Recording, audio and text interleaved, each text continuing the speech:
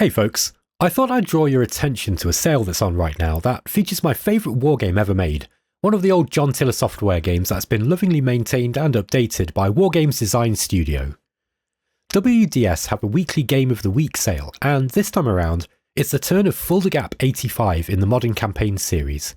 This game covers a hypothetical Cold War turned hot scenario, where the Red Army and allies intrude into Europe through the famous forested hill territory in Fulda, West Germany, right on the border of East Germany. Fulda 85 features a massive amount of missions to play through, but the stars of the show are the main campaign and its many variants. The reason this game is so good is because the main campaign is just so thrilling to play.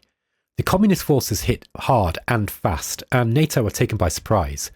If you're playing as the West German and US forces have to make a big decision early on, to immediately fall back and cede territory, waiting for reinforcements and then grinding out a terrible war of attrition against almost innumerable Soviet forces.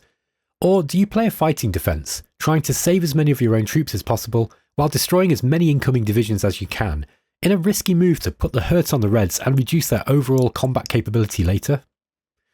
Even if you only make it 30 turns into this massive campaign, you'll have had to make serious game-changing decisions on every single turn. But the pressure only continues to ramp up as the game progresses from there. These big games can look quite intimidating to newcomers, but there are ways to get into them. I actually did a video on this topic, using another Modern Campaign series game, Career 85, as an example, for those of you who are interested. But if you do like the looks of this but think it looks too much, there are loads and loads of smaller scale missions for you to play that are incredibly fun in their own right, and replayable over and over, providing a nice introduction to the WDS game system without feeling too overwhelmed at the amount of units you need to manage.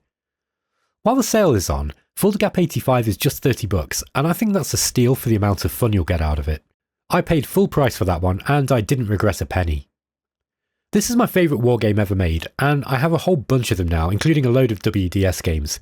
I think the old John Tiller software game system is magnificently well designed, and WDS are polishing it and improving it all the time. If you're on the fence, there's a Modern Campaigns demo you can download for free called Quang Tree 85, which has some smaller scenarios for you to play while you figure the rules out and see if the game system is for you or not.